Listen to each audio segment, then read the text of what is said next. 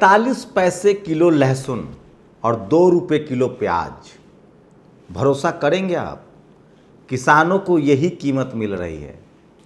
कहीं दूध सड़क पर फेंका जा रहा है, कहीं लहसुन फेंका जा रहा है, कहीं प्याज। आप जिस लहसुन को शहर में खरीद रहे हैं वो कैसे है, और किसान को मिल रहा है 45 पैसा। आप जो प्याज खरीद रहे हैं शहर में वो कैसे है, और किसान को मिल रहा है 2 रुपया। एक सोशल मीडिया पर बिल वायरल है जिसमें किसान को प्याज बेचने पर 3 रुपये का 2 रुपये का फ़ायदा हुआ। आप सोच सकते हैं ये सब खबरें टीवी अखबार से गायब है। नेशनल दस्तक की लगातार कोशिश होती है कि वो खबरें जो इस देश को बेहतर करने के लिए, इस मुल्क के लिए, संविधान के लिए, देश की सुरक्षा के लिए है, इस देश के लोगों के लिए है, वो आप तक लाया जाए। नमस्कार, मैं शंभू कुमार सिंह और आप देख रहे हैं नेशनल दस्तक। बात पीएफआई की। सोचिए, पीएफआई बैन करने के बाद आरएसएस की शामत आ गई है। तमाम गरे मुर्दे उखाड़े जा रहे हैं। आज़ादी से लेकर जब से आरएसएस बना है और अब तक लोग सवाल जवाब पूछ रहे हैं। तमाम ऐसे लोग जो आरएसएस की बैठक में हथियार का पूजा करते हैं, हथियार लेकर घूमते हैं, ये सब कुछ तस्वीरों के जरिए आ रहा है। सोचिए, अभी बीजेपी की सरकार में केंद्रीय मंत्री हैं आरके सिंह। ये किसी समय गृह मंत्रालय में कैबिनेट सेक्रेटरी हुआ करते थे और इन्होंने कहा था संघ के खिलाफ है पुख्ता सबूत केंद्र। शिंदे के बयान के समर्थन में सरकार। शिंदे के बयान भारत का आंतरिक मामला पाकिस्तानी। देखिए, ये अभी फिलहाल में ये भारत सरकार में बिजली मंत्री हैं आरके सिंह, और ये जब कैबिनेट से होम सेक्रेटरी थे उस समय इन्होंने ये बात कही थी। तो सोचिए, सरकारें बदलती हैं तो दोषी और निर्दोष भी बदल जाता है। इसलिए मैं कह रहा हूँ कि भारत की जांच एजेंसियों की पूरी विश्वसनीयता खतरे में रहती है। और लंबे समय तक बीजेपी कांग्रेस ने राज किया है, जब जिसको जहां सहूलियत होती है उसको बैन कर देता है। इसलिए जब सरकार किसी पर कार्रवाई करे तो ज़्यादा उछलिए मत, कोर्ट का मामले का इंतज़ार कीजिए, भारत की न्यायपालिका का भरोसा कीजिए। लेकिन अब तो उस पर भी सवाल उठने लगे। इसलिए मैं कह रहा हूँ, जब तक डाइवर्सिटी नहीं आएगी तब तक ये सब चलता रहेगा। सोचिए, आरएसएस भी 3 बार बैन हो चुका है।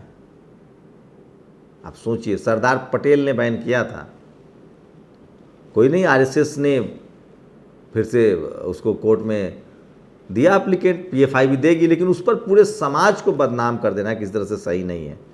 और आज राहुल गांधी का एक वीडियो देखिए, उनके रैली में, उनके भारत जोड़ो यात्रा में लगातार जनसैलाब उमड़ रहा है। कल कर्नाटक में पहुंचेगा यात्रा। सोचिए, 30 सितंबर को कर्नाटक में सबसे ज़्यादा नुकसान बीजेपी को होता दिख रहा है। और ये लखनऊ की कमिश्नर रोशन जैकब हैं जो एक पीड़ित से मिलने गई और रोने लगी। एक दूसरी तरफ एक आईएएस महिला हैं जिनके बयान वीडियो वायरल हो रहे हैं, जो बच्चियों को टारगेट कर रही थी सैनिटरी नैपकिन मांगने पर पाकिस्तान जाने को कहते। एक तरफ दूसरी ये हैं जो दूसरे को दर्द में रो रही है। और ये 2 तस्वीरें सोशल मीडिया पर आज वायरल है। सोचिए, कोई मुसलमान नमाज पढ़ते अस्पताल में दुआ मांग ले तो उस पर केस दर्ज हो जाता है, बाद में जब बवाल करता है तो पुलिस इनकार करती है। और इस देश में तमाम सार्वजनिक जगहों पर धर्म का प्रचार प्रसार होता है, तब कोई दिक्कत नहीं होती है। ये है आरएसएस के अंकिता हत्याकांड, याद है उत्तराखंड में।